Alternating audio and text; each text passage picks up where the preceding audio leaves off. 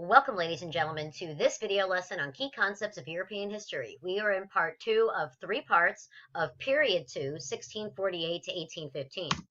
All right, so in the first video lesson that we discussed, we looked at the first standard there, or the first concept, the various models of political sovereignty. So we examined that. In this video lesson, we're going to focus on the expansion of commerce and the acceleration of growing worldwide economic networks, okay? So pay close attention to these ideas.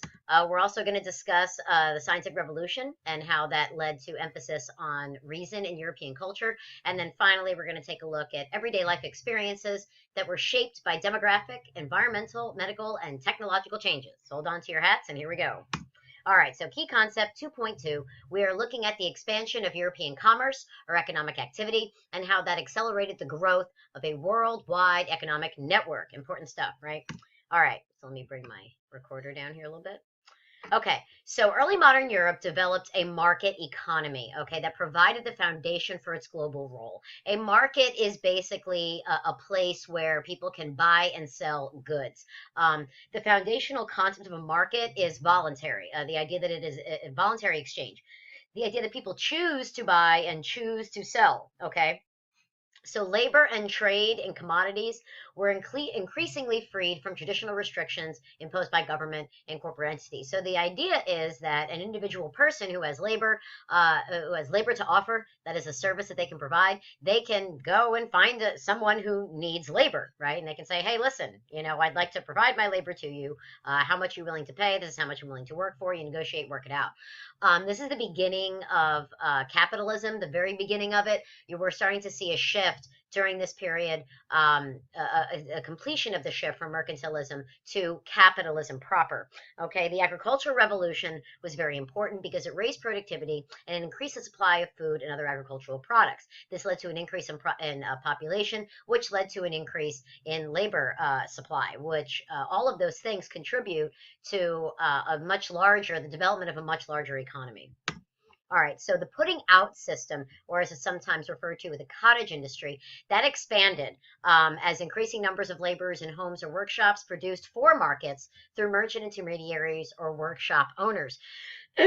So the key idea behind this is that you have individual people in their homes and they can produce a good, right? Or a part, one step in the production of a good. So a merchant intermediary, a middleman, if you will come in and say, all right, listen, I have these materials. I need you to make me this. They'll make them whatever that is that they need, like cloth, for example. I just need cloth. Okay, great. So they'll produce the cloth and then ship it to the merchant intermediary who will then sell it on the open market or will use that to produce an item of clothing which will be sold on the open market. Okay, the development of the market economy led to a great deal of new financial practices and institutions. We'll explore those in specific detail when we cover that unit in class. All right, so the European-dominated worldwide economic network contributed to the agricultural, industrial, and consumer revolutions in Europe. So we've got a lot of revolutions happening during this time period. Basically, these standards are focused on the rise of industry, right? So European states that followed mercantilist policies by exploiting colonies in the New World and elsewhere. So they initially followed mercantilist policies, but again, by the end of this period, we're going to transition into an almost uniformly capitalist society or capitalist continent. The transatlantic slave trade labor system expanded in the 17th and 18th centuries because of the necessity of increased demand for New World products, right? Overseas products and influences contributed to the development of a consumer culture in Europe. So now that goods were being able to be made faster and much cheaper, they also became more accessible, and this all contributed to the idea that people wanted stuff because they could actually afford these things. It was not just relegated to the nobility, aristocracy, or monarchy or royalty. The developing merchant or middle class was able to partake in these as well. So we have the importation and transplantation of agricultural products from the Americas. This contributed to an increase in the food supply in Europe. Effectively, this is about the Columbian Exchange and the aftermath of it, what it resulted in, the effects of the Columbian Exchange. Foreign lands provided raw materials, finished goods, laborers, and markets for the commercial and industrial enterprises in Europe. So not only could European manufacturers sell to Europe, they could also sell to the colonies overseas, and that greatly expanded the global economic network. Now, commercial rivalries influenced diplomacy and warfare among European states in the early modern era. We did have our share of pirates, okay? European sea powers vied for Atlantic influence throughout the 18th century, so the development of a strong navy or a merchant marine was very, very important to all worldwide trade for European countries. The Portuguese, the Dutch, the French, and the British all had rivalries, specifically in Asia, but this culminated in British domination in India and Dutch control of the East Indies. So the Portuguese were early, as we've said in previous video lessons, early in the exploration race, as it were, but the French were never too successful, but the Dutch and the British did quite well for themselves. So now, moving on, concept 2.3, the popularization and dissemination of the scientific revolution and the application of its methods to political, social, and ethical issues led to an increased, although not unchallenged, emphasis on reason in European culture. Okay, so the traditional institutions of monarchy and of the Roman Catholic Church specifically, but also Protestant churches as well, they did not go quietly, but the scientific revolution really forced them to rethink how they operated and resulted in massive changes in these institutions. So, rational empirical thought directly challenged traditional values and ideas. You have intellectuals like Voltaire and Diderot. They began to apply the principles of the scientific revolution to society and human institutions. They were not the only ones. This was a very typical result of the scientific revolution, these application of the principles of the SciRev to Enlightenment political thought. Locke and Rousseau developed completely new political models based on this concept of natural rights and moving from the state of nature to implied consent.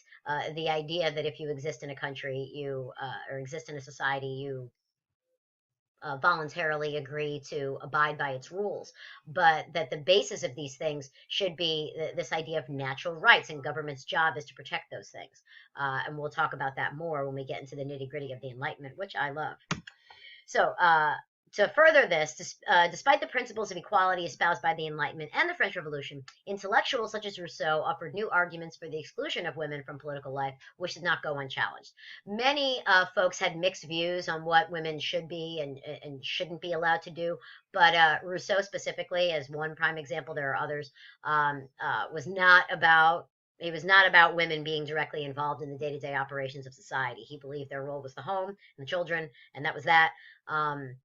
The rest of it should be the purview of men only. Now, new public venues and print media popularized Enlightenment ideas. So, of course, technology played a large role in the dissemination of this new information. You have a variety of institutions such as salons. These were little philosophical, intellectual discussion groups that were set up in the private homes of typically aristocratic women, where philosophers, scientists, literary folks, I mean, people just all intellectual stripes could come together, and they could explore and disseminate Enlightenment culture. So the salons were pivotal in the development of Enlightenment thought. Despite censorship and increasingly numerous and varied printed materials, served a growing literate public, and this led to the development of a public opinion. And this probably had some influence on the development of enlightened monarchs. They got to a point where they had to play to that because people were much more knowledgeable than they were in the past. Natural sciences, literature, and popular culture increasingly exposed Europeans to representations of people outside Europe. So not only are you focused on your own personal national concerns, but the idea you are now fully aware of nations and people and cultures outside of one's own nation. So this also influenced the development of different political views and a different political decision-making on the part of leaders. New political and economic theories challenge absolutism and mercantilism. So you want to associate absolutism with mercantilism because, of course, mercantilism, as we should be aware of, is the idea of enriching the mother country at the expense of colonies or outlying territories. And, of course, mercantilism featured prominently in absolutist thought. But political theories like John Locke's, they conceived a society as composed of individuals. These individuals were driven by self-interest, and he argued that the state originated in the consent of the governed, this concept of a social contract, rather than divine right which is how absolutism ran, or tradition, which was hereditary monarchy. Mercantilist theory and practices were challenged by new economic ideas. Adam Smith, he espoused free trade and a free market. Adam Smith is known as the father of capitalism, so you should know who Adam Smith is, very important guy. Now, during the Enlightenment, the rational analysis of religious practices led to natural religion and the demand for religious toleration. Voltaire was famous for this idea of religious toleration and actively made fun of specific religious figures and religious practices because he thought they were ridiculous. Diderot was another one. They developed new philosophies of deism, skepticism, and also atheism. Religion was viewed increasingly as a matter of private rather than public concern, so this gave rise to the idea of a separation of church and state, which would become obviously a foundational concept of American political thought. By 1800, most governments had extended toleration of Christian minorities, and in some states, even Jews received civil equality. But as is typical of world history, the Jews were often the first group of folks that were blamed for whatever bad thing was happening in society, unfortunately. All right, so the arts moved from a celebration of religious themes and royal power to an emphasis on private life and the public good. So up until about 1750, Baroque art and music were all about promoting religion. I'm sorry, that's typo, religious feeling, and this was employed by monarchs to glorify the state power. But during the Enlightenment, artistic movements and literature moved in a very different direction. We also began to reflect the outlook and values of commercial and bourgeoisie society, as well as Enlightenment ideas of political power and citizenship. Okay, so we move in from the Baroque era into the neoclassical era of art. So massive changes on arts and literature during this period. While Enlightenment values dominated the world of European ideas, they were challenged by the revival of public sentiment and feeling. So Rousseau, another important social contract theorist, he questioned the exclusive reliance on reason and emphasized the role of emotions in the moral improvement of self and society. Revolution, war, and rebellion demonstrated the emotional power of mass politics and nationalism. Change is messy. It is chaotic. And you're going to have violence, you're going to have war whenever there's massive change like this, especially given the cultural constructs of the people during this era. Romanticism emerged as a challenge to Enlightenment rationality. So Romanticism was both an intellectual and an artistic movement. So it was a stark contrast to the Enlightenment values. That is the end of part 2. I will see you guys in part 3. I hope you learned what you needed to, and I will see you next time.